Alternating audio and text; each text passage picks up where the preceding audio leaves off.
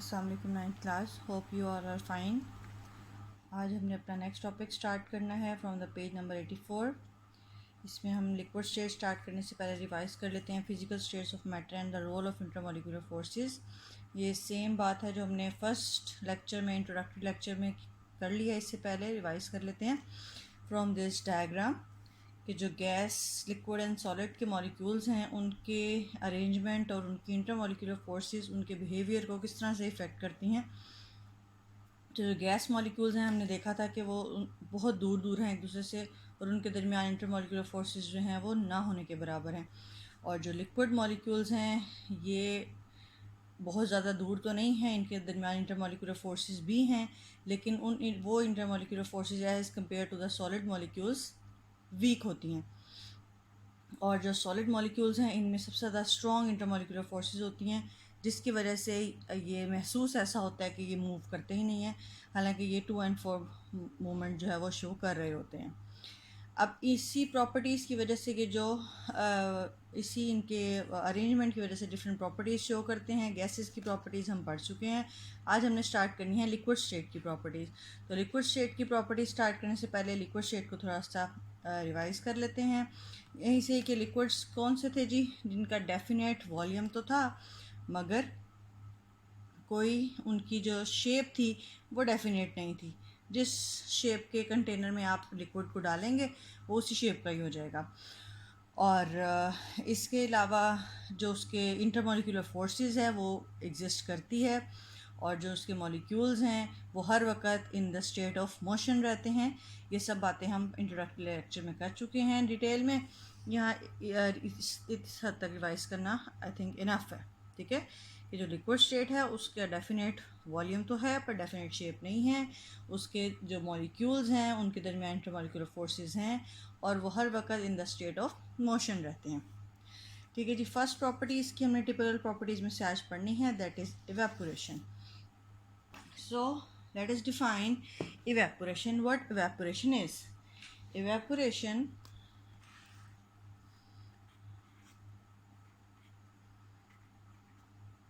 सबसे पहले डिफाइन कर रहे हैं अगर तो it is the changing of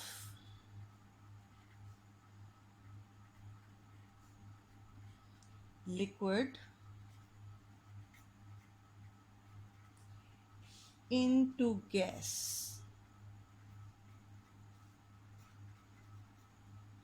हाँ जी, ये इसकी सिंपल सी डेफिनेशन है। इवेपोरेशन करैक्टर है लिक्विड स्टेट का, लिक्विड मॉलिक्यूल्स का, किस तरह से कि वो लिक्विड से गैसियस स्टेट में चेंज हो जाते हैं, क्यों हो जाते हैं, कैसे हो जाते हैं, क्या वजह है जो हो जाते हैं। ये सब क्वेश्चंस के आंसर आपको इस लेक्चर्स के बाद पता चल जाएंगे। अच्छा जी, तो डिफ़ाइन कर रहे थे हम कि चेंज हो रहा है liquid into the gaseous form. यहीं पे आपकी बुक में एक टर्म यूज़ हुई है, कंडेंसेशन। ये भी न्यू टर्मिनोलॉजी है, कंडेंसेशन। तो कह रहे हैं कि जी ये कंडेंसेशन, इवेपोरेशन जो है वो कंडेंसेशन का इन्वर्स है, यानी ये दोनों एक दूसरे के इन्वर्स हैं। तो कंडेंसेशन खुद क्या चीज़ है? कंडेंसेशन कहते हैं change of gas into the liquid. ठीक है, what condensation is? The changing of gas into liquid state. तो जब गैस चेंज हो रही होती है लिक्विड में तब हम उसे कहते हैं कंडेंसेशन। ठीक है, और यहाँ हम पढ़ें इवेपोरेशन, जो कि क्या है? लिक्विड का गैस में चेंज होना। ऐसा कब होता है, कहाँ होता है? आप अगर अपनी कॉमन एग्जांपल कोई लेना चाहें यहाँ पे, तो इवेपोरेशन की एग्जांपल हम रूटीन से हमारे जो इस्तेमाल में आने वाले चीज़ें हैं वो हम वॉश करते हैं। फॉर एग्ज़ाम्पल कपड़े हैं वो हम वॉश करते हैं और वो जनाब जी थोड़ी देर बाद धूप में या वैसे भी सूख जाते हैं। बारिश होती है, बहुत सारा पानी आसमान से गिरता है, थोड़ी देर बाद वो पानी गायब हो जाता है, हमें नज़र नहीं आता कहाँ जाता है, वो सब का सब पानी इवेपोरेट हो जाता है। ठीक है, वो जो लिक्विड था पानी वो चेंज हो जाता है गैस में, इसलिए हमें ना नज़र आ रहा होता है ना ही महसूस हो रहा होता है। कपड़े हमारे सूख जाते हैं और फिर से हम इस्तेमाल कर लेते हैं। ठीक है, तो उसका जो सारा का सारा वाटर कंटेंट होता है, पानी जो होता है उसका वो उड़ जाता है, कहाँ जाता है, किस स्टेट में चला जाता है? गैसियस स्टेट में चला जाता है, इवेपोरेट हो जाता है। ठीक है जी। हेयर कम्स द क्वेश्चन,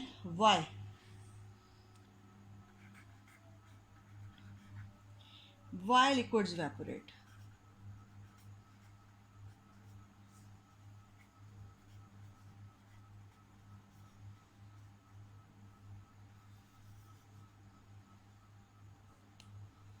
हाँ जी, अब इसका आंसर भी ओबियसली मैं ही दूंगी। अब क्लास में होते तो कोई गेस्ट आप भी देते करते कि वाई, क्या वजह है लिक्विड के इवेपोरेशन की। तो लिक्विड के जो मॉलिक्यूल्स हैं, हमने देखा था कि वो कंटेनर में किसी ख़ास पैटर्न में सेट नहीं होते और हर वक्त in the state of motion रहते हैं। ठीक है, तो उन मॉलिक्यूल्स की जो मोशन की एनर्जी है, उस एनर्जी को हम कहते हैं, या किसी भी चीज़ की जो मूव करते हुए जो एनर्जी होती है, उस एनर्जी को हम क्या कहते हैं? काइनेटिक एनर्जी कहते हैं। ठीक है, the energy due to the of moving thing is called kinetic energy. तो इन मूविंग वाटर के मॉलिक्यूल्स की या लिक्विड के मॉलिक्यूल्स की अभी एग्जिस्ट शो करते हैं, रखते हैं काइनेटिक एनर्जी। और वो काइनेटिक एनर्जी जो है वो सारे के सारे कंटेनर में एवरेज होती है। एवरेज होती है मतलब सबकी तकरीबन एक जैसी होती है, लेकिन कुछ मॉलिक्यूल्स ऐसे होते हैं जिनकी वो काइनेटिक एनर्जी थोड़ी ज़्यादा होती है। तो अगर इस सारे पैटर्न को हम थोड़ा मैनराइज कर लें, तो सबसे पहली बात जो कंसीडरेबल है लिक्विड्स के बारे में कि उनके molecules, their molecules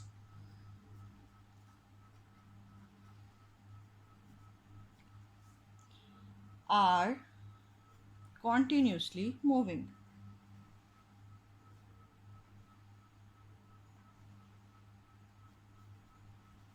In the state of motion या continuously moving, एक ही बात है। Their molecules are continuously moving and this movement is due to the kinetic energy. This motion is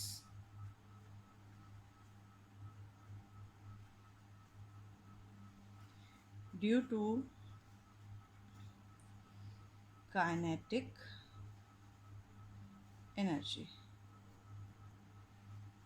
जिसको हम के ई से डिनोट करेंगे।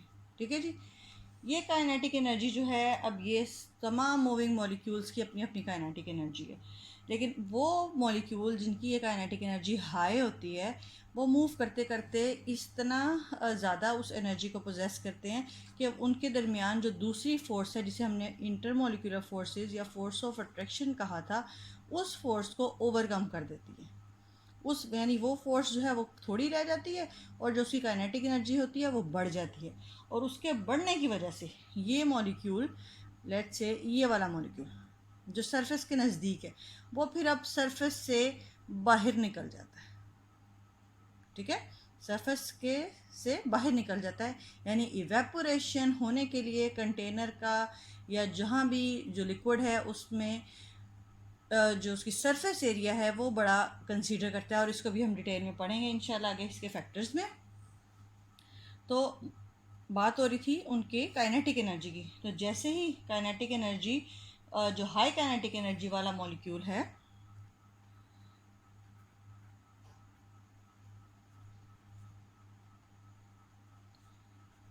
हाई काइनेटिक एनर्जी वाला जो मॉलिक्यूल है, वो सरफेस के नज़दीक अगर आएगा तो वो इस्केप कर जाएगा from the surface.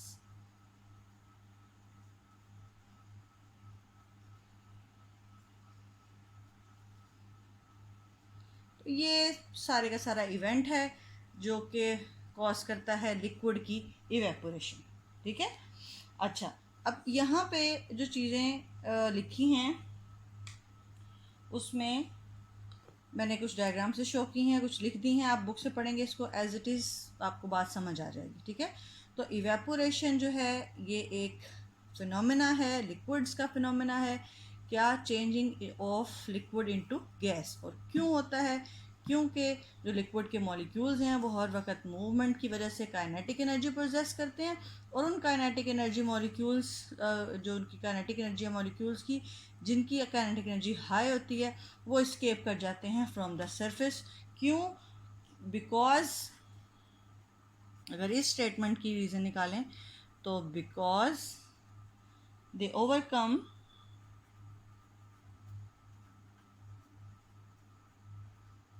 their intermolecular forces.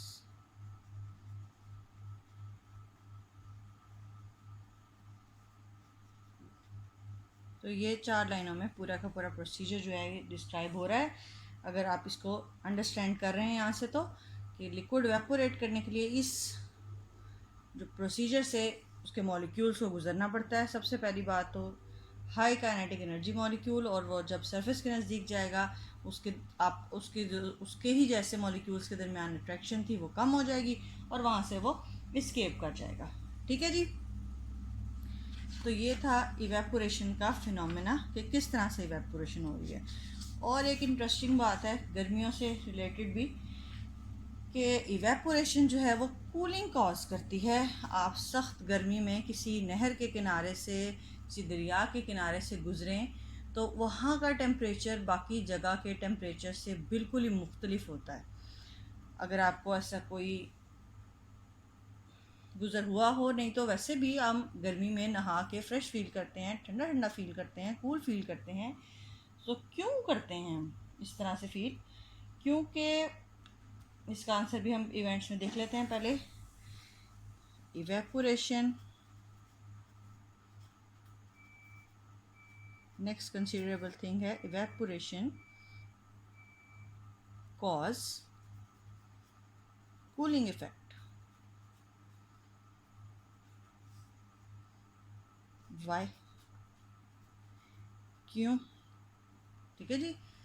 क्यों कॉज करती है कूलिंग? इवेपोरेशन कूलिंग कॉज करती है। इससे तो अब मेरा नहीं ख्याल आप में से कोई भी इनकारी है, क्योंकि जैसे ही आप नहा के बाहर निकलते हैं आप वही टेम्परेचर जो आपको थोड़ी देर पहले बहुत गर्मी फील करवा रहा होता है, आप उस टेम्परेचर में इजी फील कर रहे होते हैं, ठंडक महसूस कर रहे होते हैं, पंखे की हवा ठंडी लग रही होती है। और दूसरी मैंने आपको एग्जांपल दी कि अगर आप किसी रिवर साइड से या आप किसी नहर के किनारे से भी गुजरें तो आपको जो वहाँ का टेम्परेचर है वो डिफरेंट लगेगा, क्योंकि वहाँ पे जो वाटर का गुज़र है और उसका बहुत सारा सरफेस एरिया है और वो हर वक्त in the state of evaporation है, तो वहाँ पे आपको ठंडक महसूस होती है। अच्छा, तो अब ये वाई का जवाब ले लेते हैं कि क्यों होती है। ठीक है, तो होता ये है कि अभी हमने बात की है काइनेटिक एनर्जी की। ठीक है, जो मूविंग चीज़ है वो पोजेस करती है काइनेटिक एनर्जी। तो जब ये हाई काइनेटिक एनर्जी के जो मॉलिक्यूल्स हैं वो लीव कर जाते हैं, अभी हमने देखा किस तरह से, when high kinetic energy molecules leave the liquid,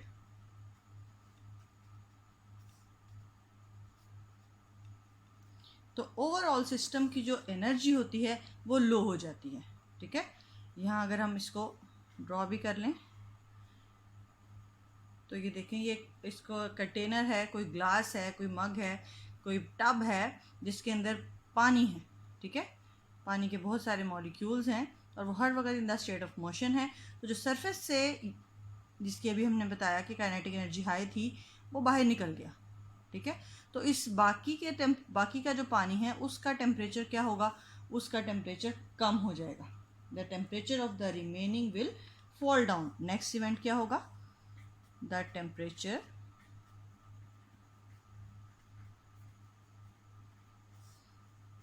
of the remaining system या रिमेनिंग मॉलिक्यूल्स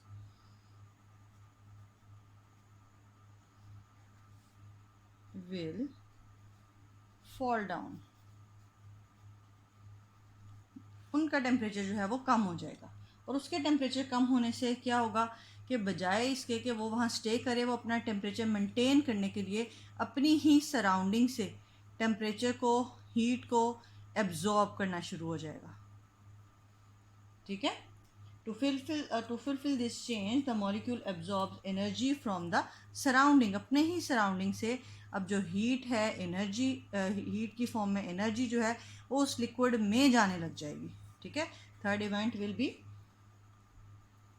टू कंपनसेट और fulfil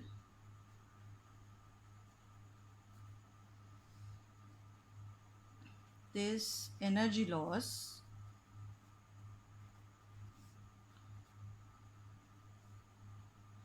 the molecules or the system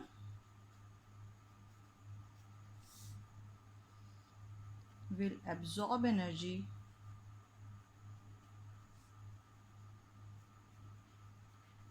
from the surrounding.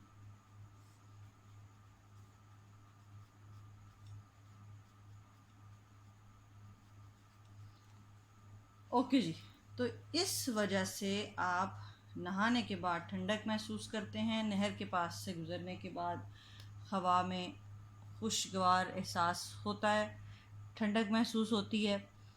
तो यहाँ एग्जांपल आपकी बुक में दी गई है, when we put a drop of alcohol on palm, the alcohol evaporates and we feel cooling effect. You don't have alcohol in your homes, so you can't try this. If you are in your class, I will obviously provide you the alcohol to do this experiment.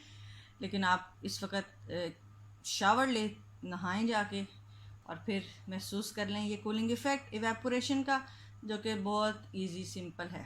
ठीक है जी, तो evaporation, why evaporation cause cooling, it's an important question and here its answer with the example.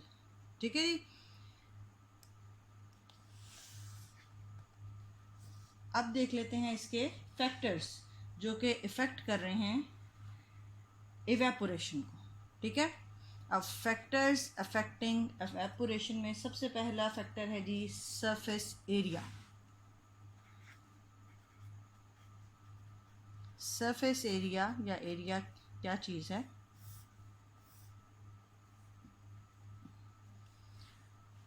किसी भी चीज़ का जो exposed area है उसे आप सरफेस एरिया कहेंगे। जैसे एक छोटे साइज़ का टब और एक थोड़े बड़े साइज़ का टब, ठीक है, या एक नहर, एक दरिया और एक समंदर को कंपेयर करके आप देखें और बताएं कि किसके सरफेस से इवेपोरेशन ज़्यादा होगी।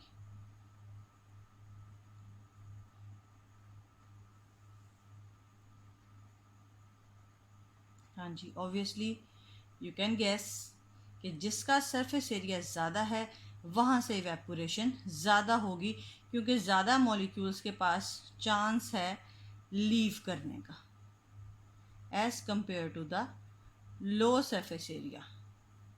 इसीलिए नहर, दरिया और समंदर वाले एग्जाम्पल में अगर आपने तीनों जगह विज़िट की हुई हैं तो आप आसानी से समझ सकते हैं कि कहाँ का टेम्परेचर जो है वो ज़्यादा कूल होता है। ठीक है, सो बड़ी आसान बात है कि जिसका सरफेस एरिया ज़्यादा है उसमें ज़्यादा मॉलिक्यूल्स का इनकाउंटर होगा सरफेस से, और वहाँ से उनके स्केप करने के चांसेस भी ज़्यादा होंगे। लिहाजा surface area is directly proportion to, proportions पढ़ते आए हैं अभी आप पिछले टॉपिक में, तो हम कह सकते हैं surface area is directly proportion to the evaporation. ठीक है जी, कि जैसे जैसे सरफेस एरिया बढ़ता जाएगा इवेपोरेशन ज़्यादा होती जाएगी। आपकी बुक में एग्जांपल दी है सॉसर की, कि जब आपने चाय को जल्दी ठंडा करना हो तो आप सॉसर को यूज़ करते हैं। तो ऑब्वियसली टी को कप में ठंडी ना हो रही हो तो आप कोई बड़ा बर्तन या खुली चीज़ इस्तेमाल करते हैं। क्यों? ताकि उसके जो हाई काइनेटिक एनर्जी मॉलिक्यूल हैं वो जल्दी से वहाँ से लीव करें, बाकी का टेम्परेचर फॉल डाउन हो और आप थोड़ी सी कम गर्म चाय आसानी से पी लें। ओके जी, next thing is, the next factor is temperature.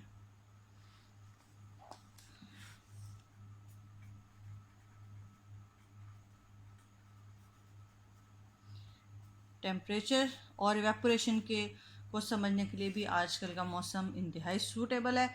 आप समझ सकते हैं कि जो टेम्परेचर है वो इवेपोरेशन को किस तरह से इफ़ेक्ट करता है।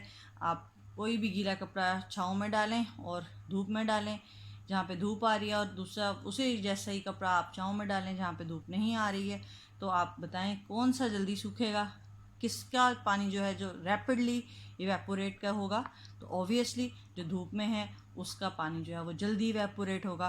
तो इससे साबित हुआ कि जैसे जैसे आप टेम्परेचर जो है सराउंडिंग का इंक्रीज़ करते जाएंगे तो जो आपके मॉलिक्यूल्स हैं लिक्विड के वो उतने ही तेज़ी से इवेपोरेट होते जाएंगे, यानी रेट ऑफ इवेपोरेशन जो है वो बढ़ जाएगा।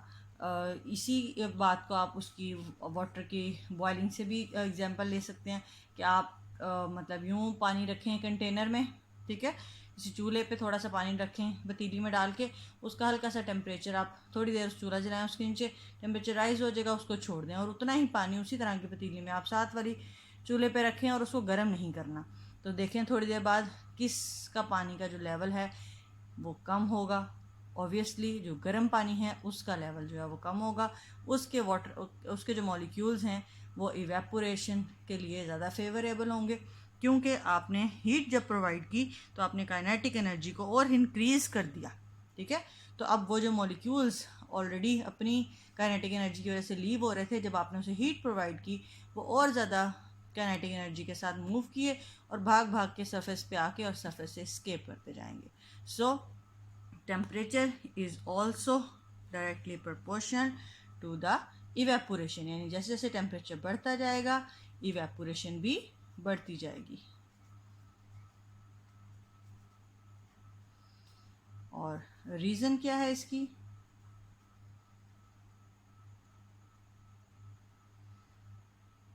High kinetic energy.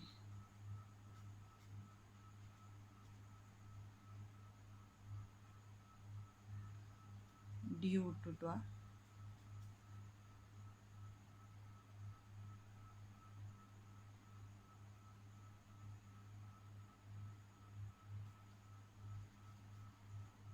Due to high temperature, ठीक है जी।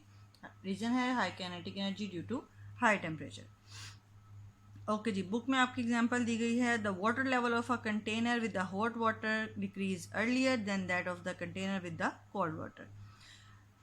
अगली और आखिरी बात इस टॉपिक की, दैट इज इंटरमोलिक्यूलर फोर्सेस।